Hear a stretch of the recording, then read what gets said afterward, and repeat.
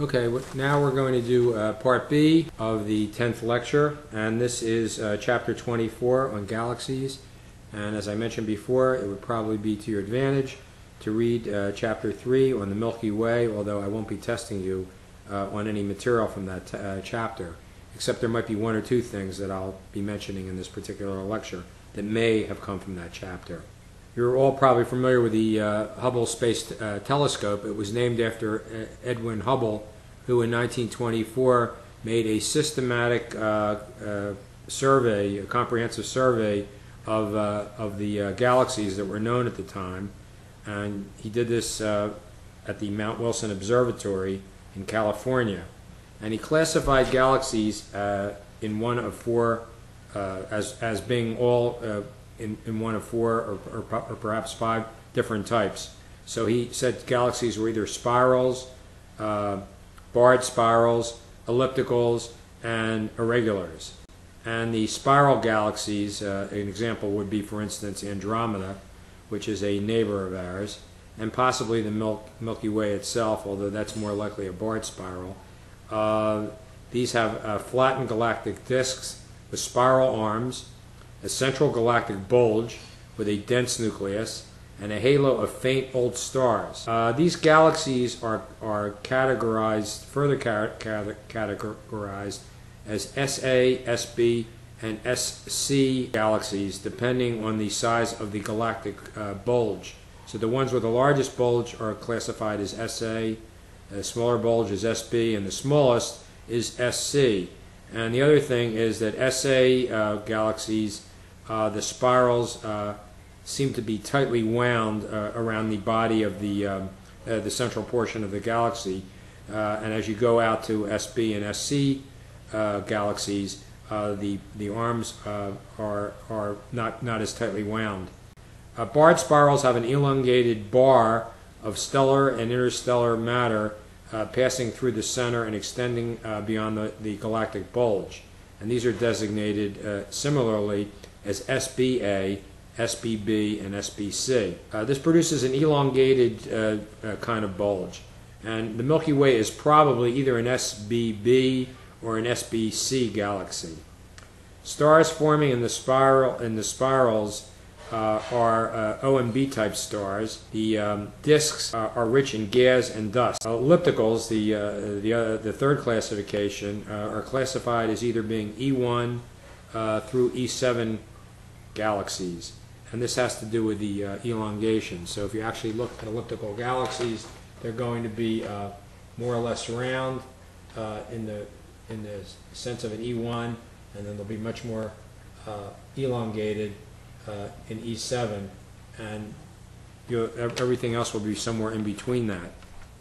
The orientation of these galaxies is also important when you're looking at them, because it turns out that depending on what the actual shape of the galaxy is, how it presents itself to us from our vantage point on Earth is going to make a big difference in the way that we see it. So for instance, if we had a sphere, we had a galaxy that was more or less spherical shape, it would still have this kind of an appearance to us, regardless of how we looked at it. If we had a galaxy, however, that was shaped kind of like an M&M, if we looked at an M&M on its side, it would look like that. If we looked at it head on, it would look kind of like that. So our M&M galaxy, again, depending on how we look at it, is going to look quite a bit different. If we have a galaxy that's shaped in a more or less cylindrical fashion, so we have something that looks like this, like a cylinder, or maybe, as your book describes it, a cigar, again, realizing that if you look at it this way, it looks like a cylinder, but if you looked at it, if your eye was over here and you were looking at it this way, what you would see again is that same shape. It would seem to be an E1 shape. So the orientation is actually going to be very important in terms of how we actually see these things. Intermediate between an E7 elliptical, something like that, and a SA spiral are objects that are called SO and SBO galaxies. These have thin disks, flattened bulges, and no gas or spiral arms. The SB is the barred form of this kind of galaxy. And these galaxies are referred to as lenticular galaxies. Lenticular means lens-like because these things actually look like a lens. They have that type of a shape. Irregulars lack any regular structure at all. Examples are the large and small Magellanic clouds, which are in our galactic neighborhood, but they're extragalactic. They're actually galaxies outside of our galaxy, but they're part of the local galaxy group. These are active star-forming regions. Irregulars are smaller than spirals, but they're larger than dwarf ellipticals. Dwarf elliptical might have approximately 100 million stars in it. Irregulars can have up to as many as 10 billion stars. These are classified either as irregular 1 or irregular 2, and again it depends on the shape. The irregular 1 looks kind of like a misshapen spiral, but the irregular 2 really has no structure at all. Kind of looks like somebody threw a large explosive into the middle of the galaxy and just blew everything to smithereens. So there's really no structure. So reviewing for the spirals, ellipticals, and irregulars, the disk in the spirals is flattened. The ellipticals have no disk, and the irregulars have no structure at all. In terms of the stellar composition, spirals and barred spirals have both young and old stars. The halos, however, surrounding the spirals have only old stars. Ellipticals have principally old stars, and irregulars contain both young and old stars. The disks of spirals and barred spirals have lots of dust and gas. The halos have little of either.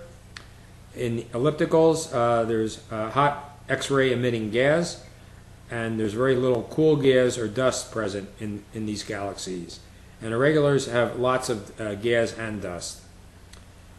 In terms of the motion of the stars, in spirals and barred spirals, both the gas and the stars move in circular orbits around the galactic center, and the halo stars have random three-dimensional orbits. So what that means is, if this is a spiral, and you have these spiral arms coming out of here, which I'm not really drawing very well, let's say it's rotating in this direction from our perspective, all the stars inside are all going to be moving in that same, have orbits like that. But out in the halo, the stars are going to have random orbits, which means some of them might be orbiting like this, in this direction, and there could be another one over here that's going in the opposite direction. So they're going to be orbiting pretty much perpendicular to the stars that are actually in here, but it'll still be in a random fashion. There could be another group that's going this way and that way, for instance. So that's the distinction. And in ellipticals, all the stars have that same kind of motion, that random three-dimensional orbit. And in irregulars, the orbits of the stars are highly irregular, and really no particular pattern at all there. Cosmic distance scale is the next thing that I wanted to talk about. We've discussed this a number of times before, but as we get further and further out into the reaches of the universe, we have to somehow continually find ways of expanding the distance scale. And we can, bounce a radar beam off of a moon or even a nearby planet and get some estimate of how far away it is. If we have to go further than that, though, we have to use something. If we want to go out to stars beyond the sun, we're going to use something like, if we wanted to go to something relatively near us, like Proxima Centauri, we would use stellar parallax. That's about as far as I think we've gone so far in our discussions. And spectral parallax will work up at distances from about 200 to 10,000 parsecs. That's as far as we've gone so far. So if we want to go beyond that, we're going to need some other techniques.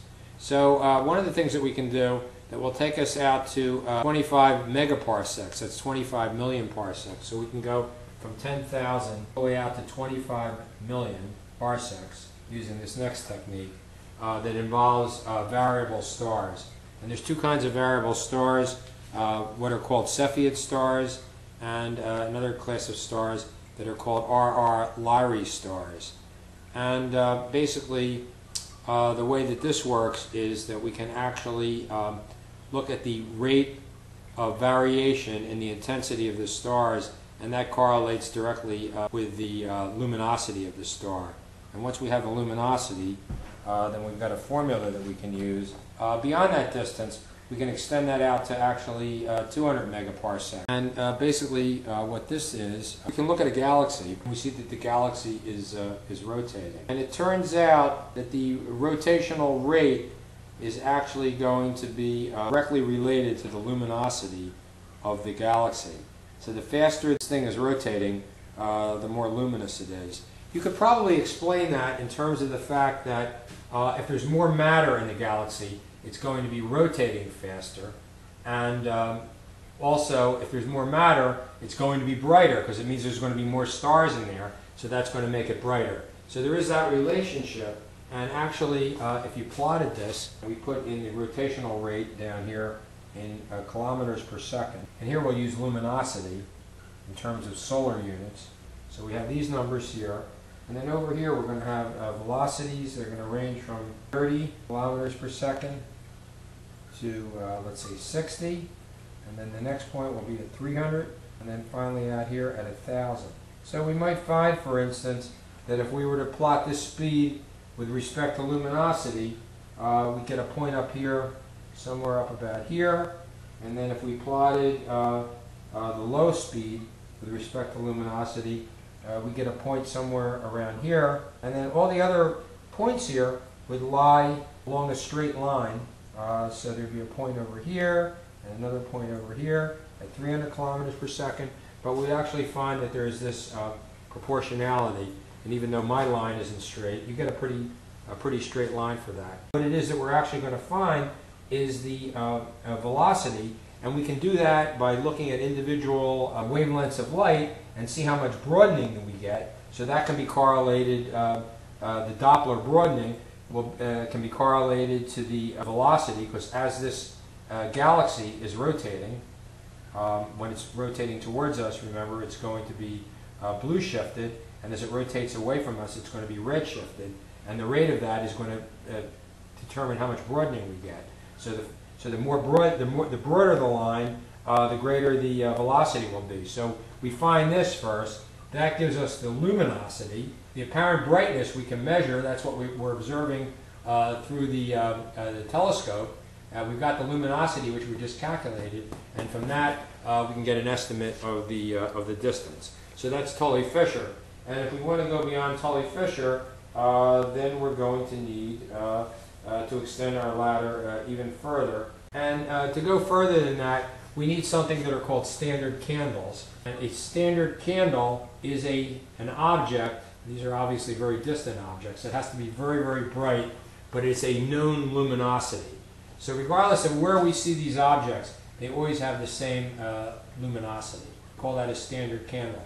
And the kinds of things that that we can use as standard candles, where we know what the luminosity are type 2 supernovae, and certain galaxies also work as standard candles. But we're more likely to use the type 2 supernovae. So we find a type 2 supernova that we can use as the standard candle, something that might be in this distant object. We look for that, and if we have the standard candle, then we've got the luminosity. We can measure the apparent brightness, and from that, again, we're able to get distance. Now, with the standard candle, we can go out from 200 megaparsecs out to 1 gigaparsec. That's 1,000 megaparsecs.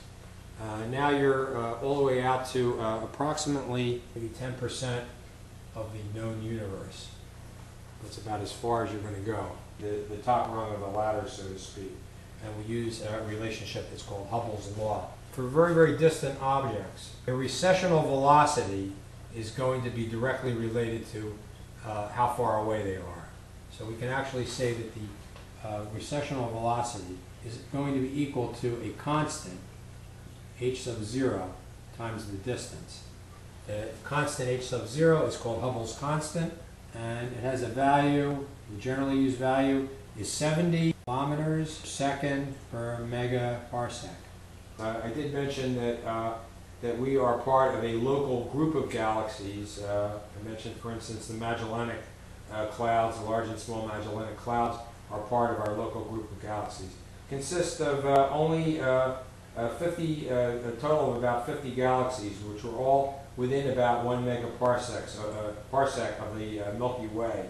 The Andromeda galaxy and M33 are spirals. Most of the others are dwarf, elliptical, and irregular galaxies. The combined gravity of this local group holds it together in what's called a galaxy cluster. Other clusters include things like the Virgo cluster, which is a much larger cluster of galaxies that actually has 50 times the number of galaxies in it, 2,500 galaxies. And the Coma cluster is another example, and that's about 100 megaparsecs distant from us. The entire universe is receding. As I mentioned before, this is where the Hubble constant comes in. One of the other consequences of this is that you can actually look at some of these cluster galaxies, and we realize that, for instance, there's one in Hydra that has a recessional velocity of 61,200 kilometers per second. And that's about 20% of the speed of light. So these things are really moving, they're really hauling at tremendous speeds away from the Earth. It's not that they're trying to avoid the Earth, it's just that they're moving away from everything at these enormous speeds. We can actually get an estimate of this. When we're talking about these very, very distant things, astronomers tend to talk about these rather than in parsecs all the time. They might just be talking about them in terms of the red shift of a very, very distant galaxy. And the red shift, you recall, this is the Doppler shift. If something is moving away from us, it's going to be shifted into the red. And the faster it's moving, the greater the shift will be. So we actually have a formula that we can use, and that is that. So the red shift is going to be equal to the observed wavelength, and we're looking at a particular wavelength of light, the observed wavelength minus the actual wavelength divided by the actual wavelength. This can also be represented as the recessional velocity. This is also going to be equal to the recessional velocity divided by c, speed of electromagnetic radiation. So the formula, unfortunately, or maybe fortunately, fails at speeds that approach the speed of light.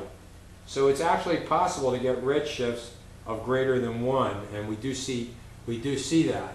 I mean, in actuality, there's no way, if c, the speed of light, is the maximum speed in the universe, then how can we have a recessional velocity that's greater than that? But nevertheless, we do get values where that appears to be the case. So there are other ways of actually rationalizing this and still being able to make determinations about how far away something is. At a redshift of 50, so you can actually get a value as high as 50 for this. You can probably get a value as high as 100. At 100, at a redshift value of 100, basically at that point, V and C are equal to one another. The recessional velocity would be at the speed of light. So you couldn't really actually see that because matter can't move that fast. But if you had a redshift as high as 50, that would indicate a ratio between the recessional velocity and c of 0.999. So it's nearly 1. The object would therefore be 40,100 light years away. That's 12,300 megaparsecs from us. And astronomers also use something called look-back time. This is the time that the light that we're actually seeing from the object actually left the object. So this would give us a look-back time of 13.6 billion years. And the universe is only maybe somewhere between maybe 13.7 and, I don't know, maybe as much as 14.5 billion years old. So, I mean, we can only, the furthest that we can see back, the greatest look-back time that we have is only, I think, about 13.7 billion years. Or at least the distance of the object, I should say. So the distance can be actually greater. We can get these numbers being greater than that because of the fact that the universe is actually expanding. So if you think about it, for instance, if I got a balloon and I measure, let's say it's a big balloon and I have a light source here and I turn the light on, it's going to take a finite amount of time for the signal to travel from here to here. But if the balloon has expanded, then that's going to make that time look longer because the universe will actually be bigger, even though at the time this was the size of the universe when that left. That would give us this much time. But if the universe has expanded since then, when we actually calculate the distances, we can get distances that are going to be much greater than what we would calculate from this. So that's just something that you need to keep in mind when you look. There is a table somewhere in your book, page 619. So it shows redshifts, then it shows look-back times, and then it shows present distance.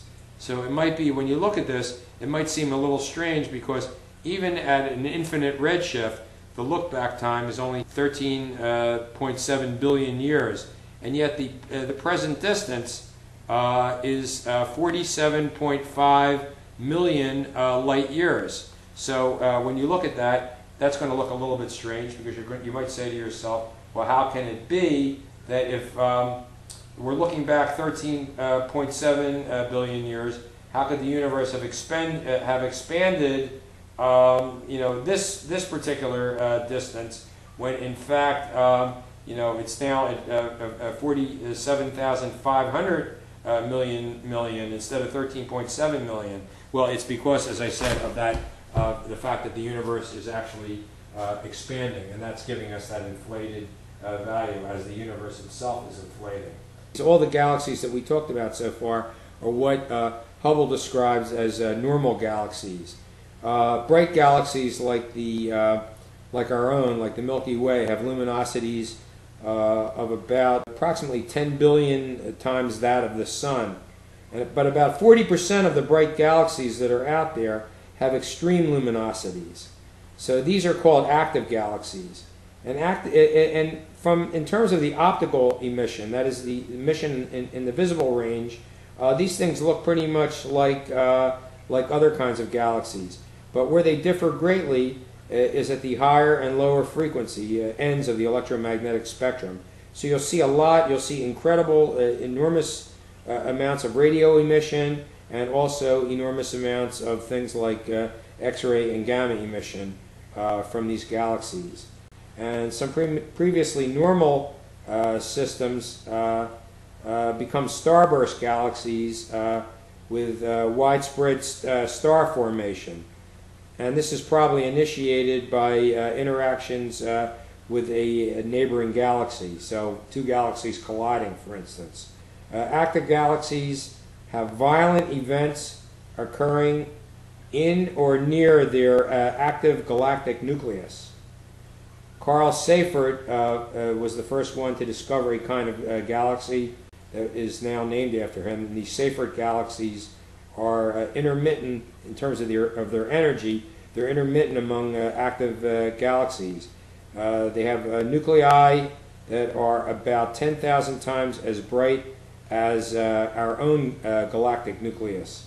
And the brightest Seyfert galaxies will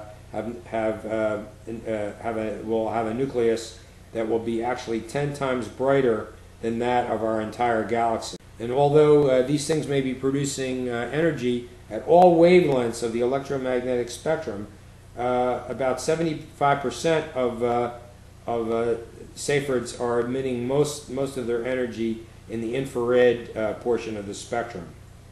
There also are radio galaxies and that emit their energy through radio lobes, and we've seen this kind of thing before. If you've got, this is the say the galactic plane, you'd actually have lobes shooting out of this that can be really enormous, and that's where most of the energy from a radio galaxy is going to be coming. Some of these radio galaxies emit radio energy from a central core that might be less than 1 parsec in diameter. But this may just be a matter of perspective, because depending on how we look at this, if we were looking at the galaxy in such a way that the radio lobe, if I were to rotate this thing this way, so that now the radio lobe is directed towards me, the Earth is over here, then I would see this very intense radio emission. But if I looked at it from this perspective, what I'm going to see is I'm going to see an entirely different picture, and I will see a core-dominated system. So I'll actually be looking at the core, the energy from the core, which is now coming out this way, as opposed to the radio lobes, which are actually generating energy perpendicular to that plane. So again, as I say, it just depends on how the galaxy itself is oriented with respect to the Earth. Matter can also be ejected and a lot of energy at nearly light speed, accompanied by intense burst of radiation. And if it's directed towards us, it's going to be Doppler shifted to short wavelengths in the X-ray and gamma regions of the spectrum. When we see this kind of thing, it's going to be an intense burst of radiation, and these things are called blazars, B-L-A-Z-A-R. There was another kind of radio source that was detected in the first detected in the early 60s. A couple of these things were found. And what was interesting was these were found in areas of the sky where visibly there was nothing there. You couldn't see anything at all. But nevertheless, in these dark regions, there was very, very intense radio emission. Had a redshift that indicated a recessional velocity of up to 48,000 kilometers per second. So this particular object, quite distant, was moving away from us, receding at about 1/6 of the speed of light. There was another one of these objects that's been designated 3C48, and this had a redshift, 37% redshift, which indicates a recessional velocity of about 1/3 the speed of light. And this object is 1400 megaparsecs distance.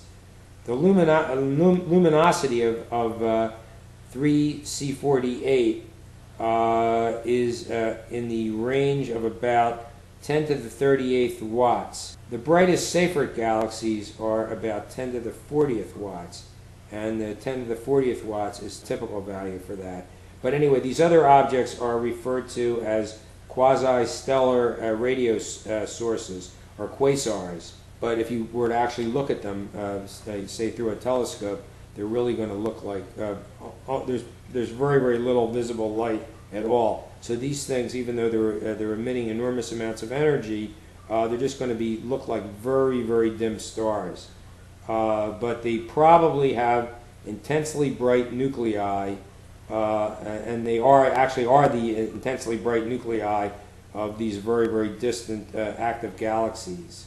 So that's what a quasar probably is. What we're actually seeing is the nucleus of an extraordinarily bright, but also extraordinarily distant galaxy. So because of the extreme distance, they seem to be very, very dim. Now, what is it that's actually powering these things?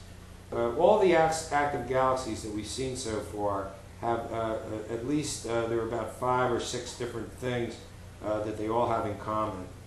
They have high luminosities, they have variable energy emission, they have broad emission lines. This indicates that they're rotating rapidly. They have mostly non-stellar energy emission. So what that's telling us is, the stellar energy emission is actually going to show a black body type of curve. So we'll see that, if we plot temperature versus the amount of radiation that's coming off, it's going to fall off at some particular point in time. So we get the more or less typical kind of black body curve, where it rises sort of like this and then it drops off very, very suddenly. We don't see that with these kinds of objects. That is to say that their luminosities are pretty much temperature independent. Also jets and streams, which more or less signify kind of an explosive amount of activity. And if you look at all the things that I've mentioned so far, what you get out of that is the possibility that what might be generating all this energy is something, because this sort of sounds like something that we've seen before. This sounds like a black hole, but we're talking about now extraordinarily large black holes.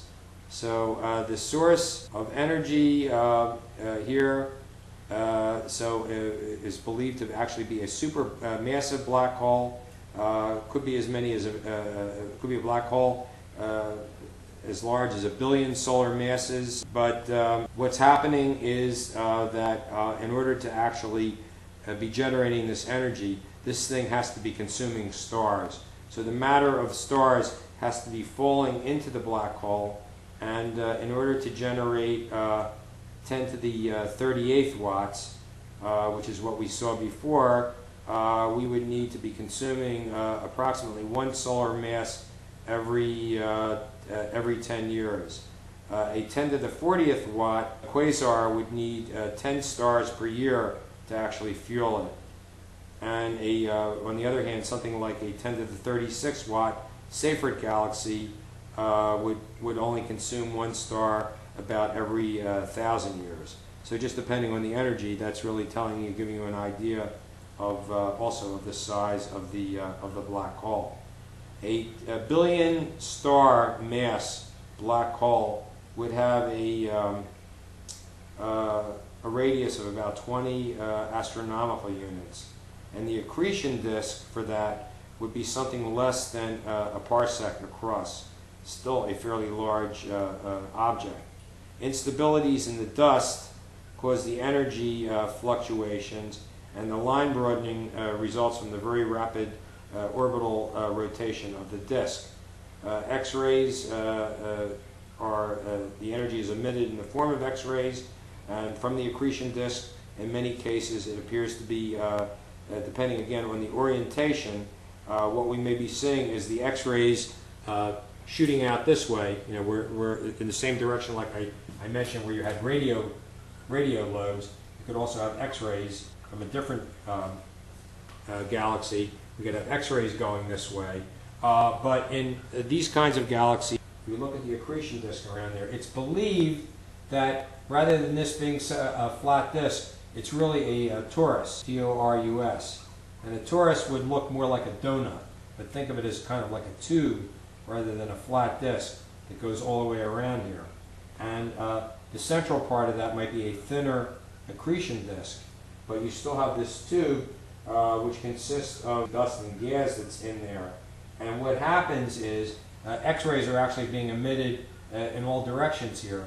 If the X-rays happen to pass through this area of dust and gas, the X-rays are going to lose energy because the material that's in here is going to absorb energy from the X-rays, and that's going to cause a shift to longer wavelengths. As energy is lost, the wavelength will increase. So this is going to go from the X-ray region, it's going to go out into the infrared.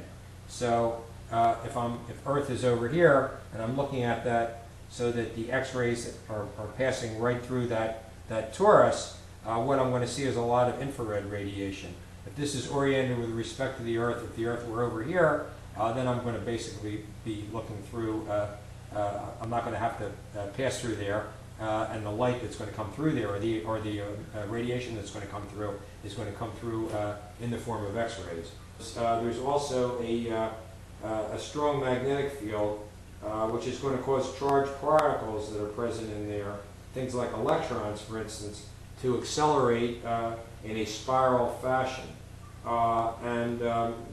We see the same kind of thing in the Earth's Van Allen radiation belt. So when the solar wind is passing by the Earth, particles will actually get trapped in the Van Allen belt, and they start to spiral inward. And as they do that, they produce something called synchrotron radiation. And synchrotron radiation actually is this form of radiation that I spoke about before, that I said that didn't have the black body. The kind of black body shape to it, but it was really temperature independent. So that is typical of what we would see in this kind of a situation, and it's more intense at low frequencies, and as I said before, unlike black body radiation, it's temperature independent. So all of these things seem to correlate very, very well with black holes. So again, thank you for your attention.